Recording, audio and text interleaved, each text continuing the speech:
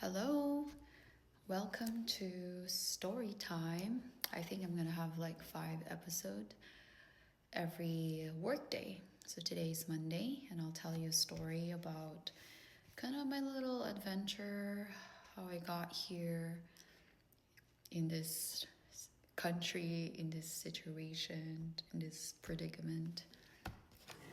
Because, I said in my previous blogs that I've been teaching here for 8 years, but that's pretty much the background of it. So I'm going to delve deeper into it.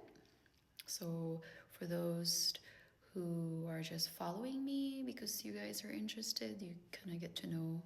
And also for my friends back home in the States and to my future friends, right? So, for Americans, this is just my 2 cents that you become an expat. It doesn't matter wherever that is, because you have two big reasons. There's only two alternatives, two reasons why you make such a big, bold decision in your life, right? Because it's not easy. Either you're very adventurous, you're, just graduated university, college, and you had a very diverse upbringing and you just want to see more of the world, which I've seen from, the teachers that I've worked with in the past years. Very adventure, very eager, which is really great. I think what they did and what anyone's doing, you know, seeing the world out there is really good. In my case, and this could probably one of the big reason why is you wanted to escape. And I don't want to get into the gritty details of my, past experience why I wanted to escape, but basically I was just very overwhelmed. I worked in the very, demanding job back in the States. I was in the finance, I was in customer service, but I was just very overwhelmed. And top of that, I was doing my MBA. Actually, if I could have just, I guess, had the vigor to do it, I could have probably finished it in 1 sem. But I was just in the library, actually, and I was going through Facebook at that time. Picture this was like 2017. I was scrolling through Facebook and then I saw my friend Jeff Curry. Hi, Jeff.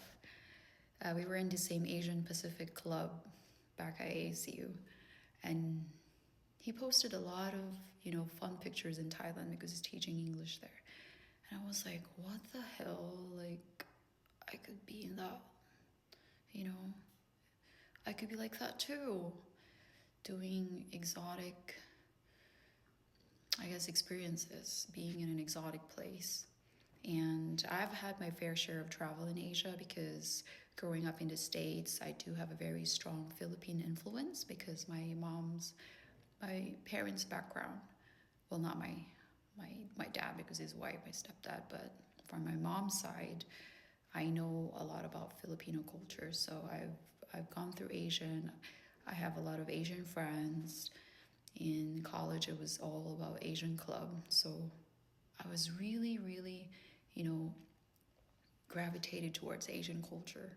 And when I saw Jeff, my friend, I think he was posing with an elephant, and I was just like so inspired. And I literally messaged him, like, how do I do that? And it's like, you need to become an English teacher.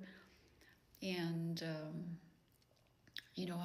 in the States, we have bills to pay. I was living on my own. I have car payment, I have car insurance, I have rent, phone bills. Actually, it's been a while that I forgot all the bills that we have.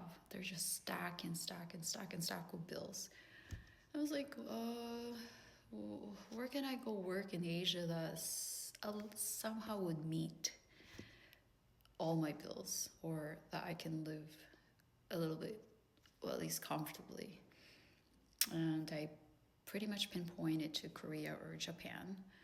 And for for some reason, the process in Korea was just really fast. Like, I applied March and I flew to South Korea in May. Like, I literally told my family, like, I'm moving.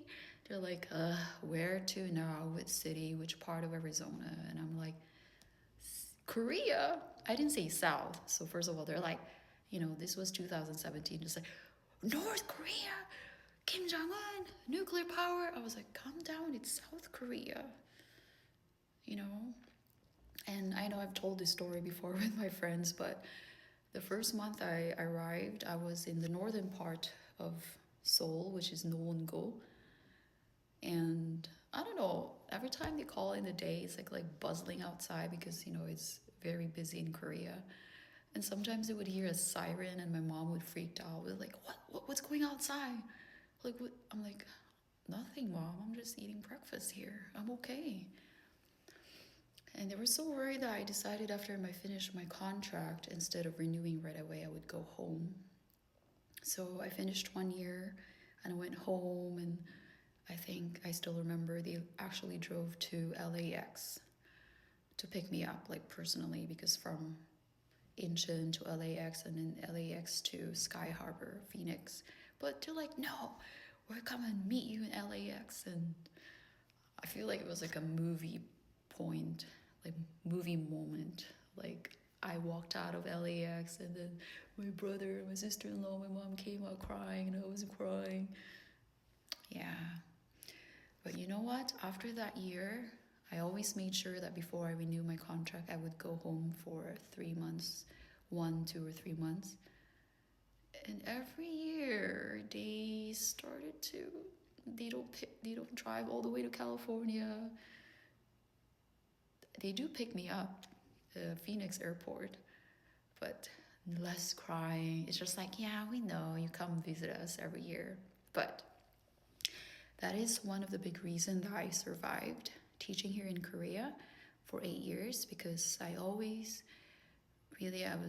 that was always my mantra or my makdu, if you read The Alchemist, that always go home to kind of refresh, get like a mental check, like see your family, see the US. And I needed that because, if you've worked here, any type of work in Korea, it's very, very demanding, very competitive. It takes a lot of you. So I go home and I reflect. It's like, is it good? Is it time to stay here and go back? But I don't know, it's just me personally. After a month, I get bored. Sorry, Mom. I mean, my family does like wonderful things, like, hey, let's eat In-N-Out because you missed this. Let's have, chicken strips from, what is that? Dry chicken. It's always a long line. What the heck? Anyway, I get Dutch Bros, like all my favorite stuff, like Tuesday tacos, Crane's chicken. Oh my gosh, that line is so long. So Chipotle, like I eat all the things that I miss. But in the end, I'm like, sorry, I'm ready to go back to Korea because I miss all the conveniency of like cafe and the hustle and bustle. So I wasn't ready. Every year I return here doing the same thing. I mean, I get to teach different students, but that's how I survived for 8 years. So maybe some of you did it for, 2 to 3 years, probably travel somewhere and come back to Korea, get that new mental restart. Because I think everybody needs that, especially as an expat. So there's my story, how I survived here for 8 freaking years teaching Hagwon Academy with stress students, making me stress, but I'm okay now, stress free after 4 days. Bye bye.